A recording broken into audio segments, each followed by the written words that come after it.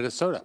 Mr. President, in conclusion, I want to say this. One, thank you to Senator Kaine and Senator Warner, the two senators from Virginia, for their leadership on this important resolution. Senator Wyden, for all of his work, Senator Rand Paul and others who have stood with us, who have stood with capitalism, who have stood with this idea that trade matters and that our country is stronger when we do business and sell our goods across the seas and to our friendly neighbors like Canada. Let me start with Canada. As the head of the interparliamentarian group with Canada, I spent a lot of time working with the Canadians. It is one embassy years ago, when America was disliked by a lot of countries, that displayed on their embassy huge banners that said friend, ally, partner. For so many of our states, they are our biggest trading partner. They fought alongside us in 2 world wars. They are our partner in NATO. They worked with us together on supply chains and getting them back working after the pandemic. They are setting new historic goals. Canada is to contribute to our collective defense, planning to triple defense spending over the next decade. So what does this administration do? Slap them with a 35% tariff? And then, just because the president woke up in the morning and didn't like an ad that quoted a beloved Republican president, Ronald Reagan, didn't like it, he says, well, I'm going to give him 10% more. Yet this is a country with which we share a trade agreement that this president negotiated with Mexico and Canada.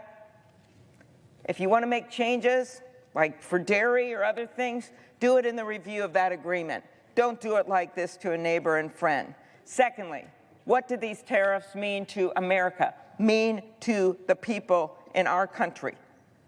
Combined, they've been changed over 100 times. Total chaos. Inflation is up. Manufacturing jobs are down. Small farm bankruptcies are at their highest level in 5 years, and every senator in this chamber has heard from their beef producers or heard from their soybean farmers what is happening right now. As one of my farmers called it, a perfect storm of ugly. For an individual family right now, these tariffs mean a $2,000 tax per family. Tools are up. Audio equipment costs more. This is the effect of this tariff policy on individual families in America. So we can have high-ended debates here, but at home they're looking at their grocery prices, they're looking at their markets, their family farms that they spent a century, they're the next in line to take it over, drying up. That's what these tariffs are about. Then finally, this president cannot keep abusing his power like this. There is a reason, when you look at the numbers, who supports this resolution. United Steelworkers, International Association of Machinists, North America's Building Trades Unions, the AFL-CIO, the Chamber of Commerce, the National Taxpayers Union, the National Retail Federation, have all endorsed this resolution.